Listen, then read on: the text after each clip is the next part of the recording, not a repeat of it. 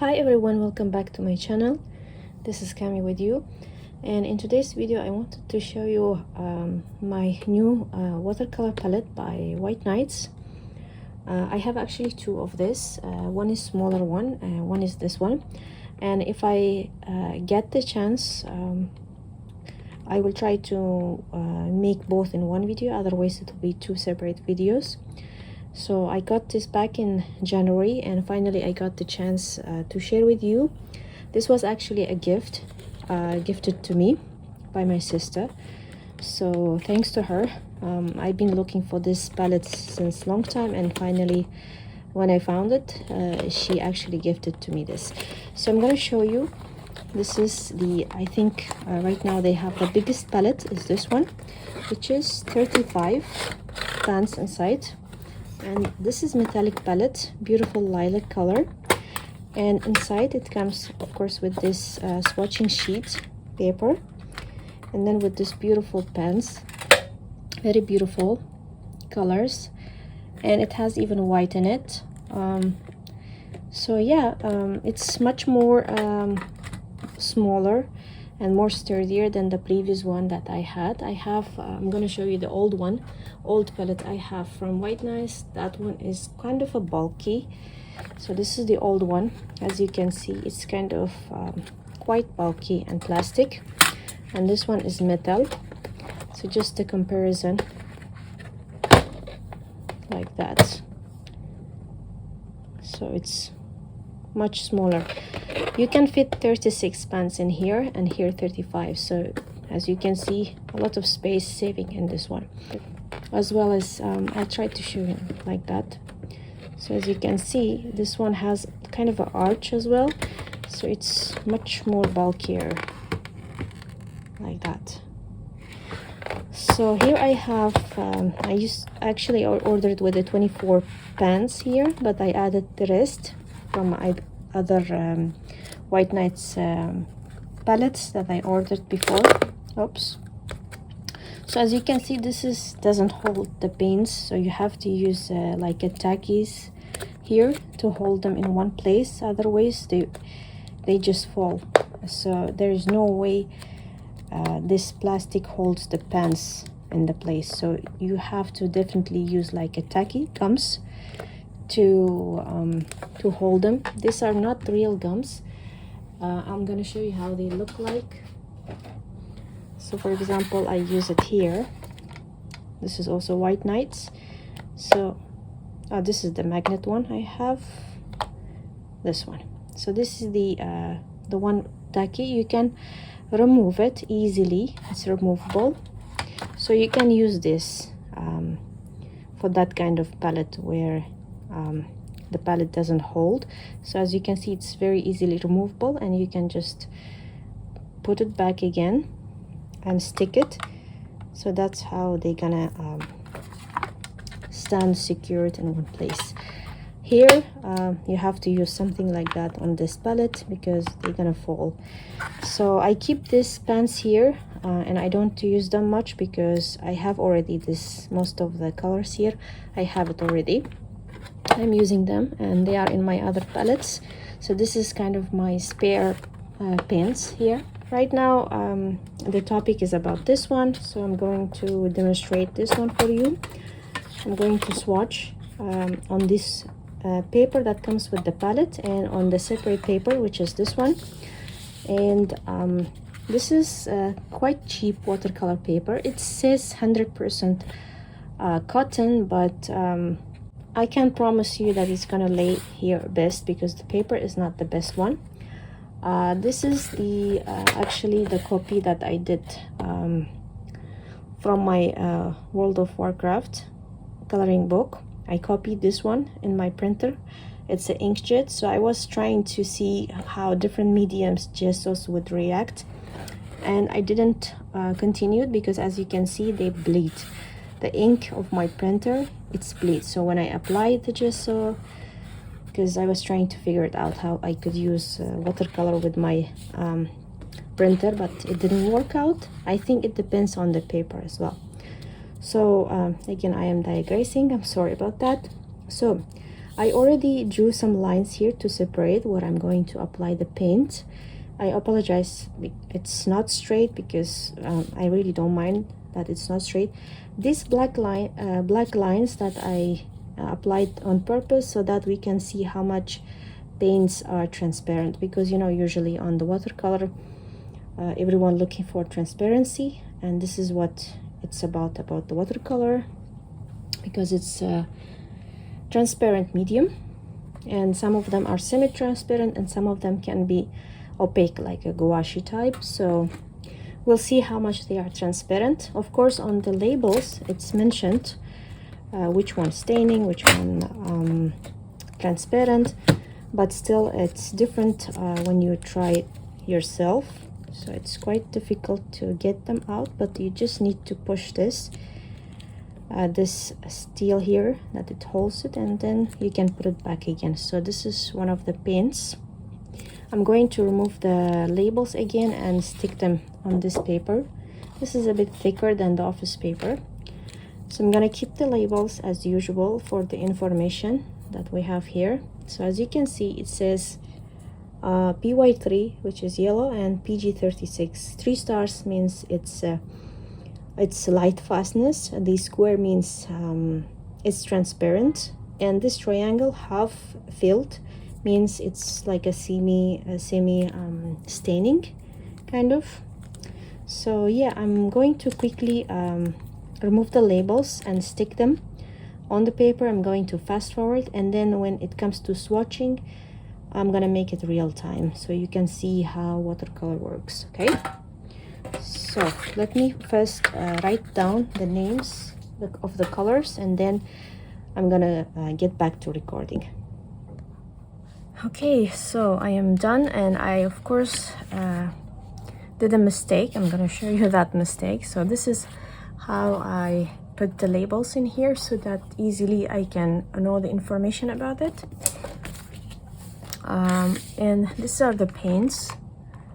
Okay, I need to secure them because they are not secured at the moment. So I'm gonna push back this steel so that they hold it before I start, because once I start they're gonna be wet and I won't be able to you know, secure them well. I'm gonna just spray some water and let's start the swatching. So I did a mistake over here. Instead of writing the names underneath here, I wrote it here, but it doesn't matter anyways. I have this cheat sheet here, and also here I didn't put anything because this is gonna be in the palette like that. So, and I will have this one, so later if I want I could write it down, or I'm gonna just keep the picture of this one with me in my phone so that I can see which color is which.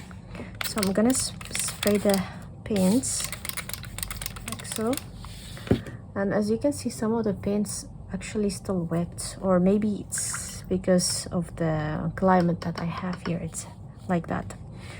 So I'm gonna just use the white, and there are some splatters of purple in the white. I don't know why like that. So it says here it's a semi-opaque, so we can see it's a semi-opaque, of course. Now this one is that was zinc white. This is cadmium lemon, which is half opaque. So let's add a little bit of water here. So it's semi-opaque. Next one is Aurelian, which is supposed to be transparent. Next one is cadmium yellow medium, also full opaque.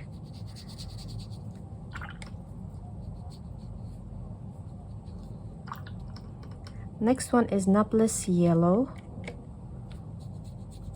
also opaque color as it says so.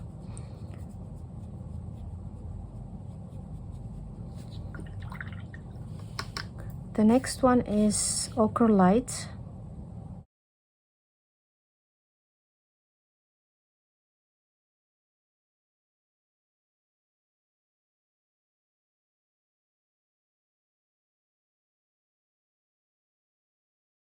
So this one is golden deep. It's orange color.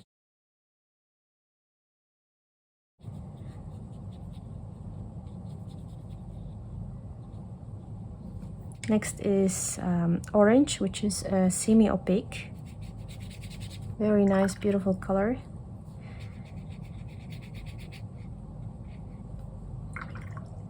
Next one is Titian red.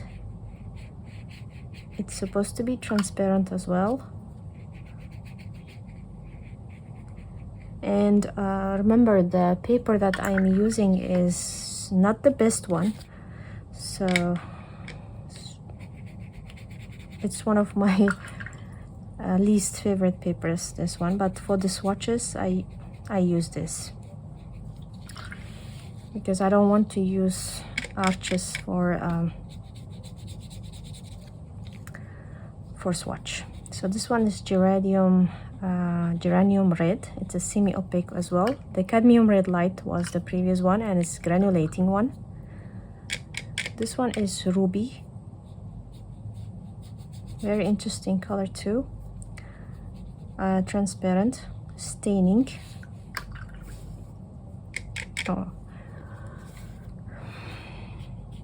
Oh, I forgot to do something. I put colors in here as well, but I forgot. Usually I do it in the same time, but that's okay. I'll do it later now.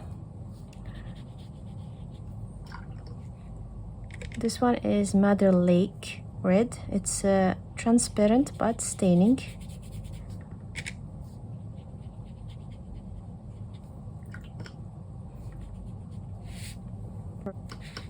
Next one is Venice purple. And I'm gonna go over the names that I wrote down. Next one is Queen Rose, sorry. I think Queen Rose is my favorite color too. It's transparent but staining. Next color is Quinacridone Lilac. And this reminds me, there is one purple in Van Gogh as well. So this color reminds me of that one. Next is Quinacridone Violet. Actually, they improved a lot, White Nights, in their paints. Some paints used to be very, the light fastness was 2-star, but now they made most of their paints actually a very high light fastness. So this one is ultramarine violet, and it's supposed to be granulating color. Next one is cerulean blue.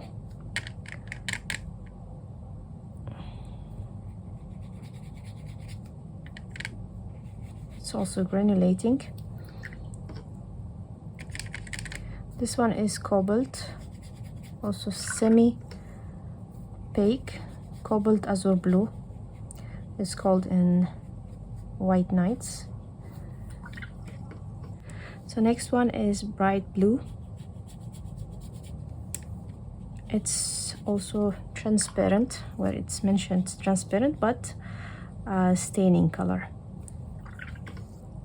Next one is cobalt blue. So usually this cobalt blues like PB28 and 36, PB36, PB35, they need some time to get activated to wet. So this one is ultramarine.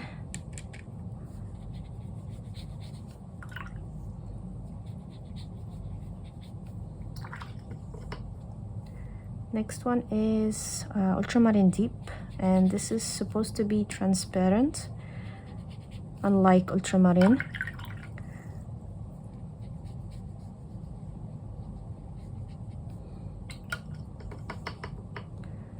Okay, next one is indigo. So indigo used to be 2-star rating regarding the light fastness, but I think they changed the formula or something like that, and it's now 3 stars. I did myself a light fastness test on these for like 3 months. I kept them on my window, but honestly I didn't see any change in the color. Maybe because this is due to the the sunlight, because the area where I put it, it's in the like a sundown as well, and also maybe the windows, it's UV protective, so that's why. So at all the colors didn't change at all, even the indigo or the one that was like low light fastness, it didn't change the color. So I'm assuming because it was the sun, and as well as the, I think the glasses are very strong UV protected. So let's move to the last row. So this one is one of my so this one I am quite excited about, because this is May green, and I really wanted to get this one. You can mix this by yourself, but I wanted to have a ready paint like that, to be honest. So yeah, it's quite interesting. The next one is sap green, and this one is also very nice color. I like it, yellow with green. Next one is raw sienna. I have it already in my palette, raw sienna, and as well as burnt sienna.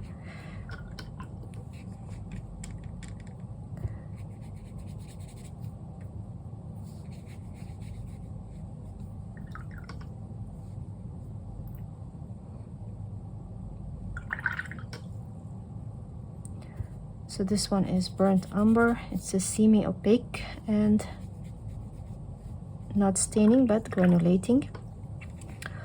Lamp black, just normal black, staining of course. And the last one is Payne's gray.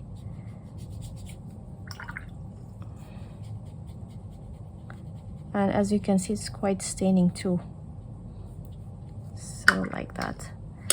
So in the meantime, I'm gonna swatch on the other until this dries, and I think it will take some time to dry, and then I'm gonna show you the end result. Okay, so I have here the dried swatches. So as you can see, again, the paper is not the best, but still for the swatches it's more than enough. And this is the swatch that the paper it comes with. Some of this not completely dry yet, because I just applied a while ago. So it's like that. And I did quick sketch something to show you using these watercolors. Very simple, nothing complicated, something like that. And yeah, I think the colors are just beautiful. So yeah, I hope it was useful to you, and if you have any questions, please let me know. I would love to hear from you, the feedback, and if you have these watercolor paints, what do you think about them? So yeah, thank you so much for watching, and hope to see you in my next videos. Bye.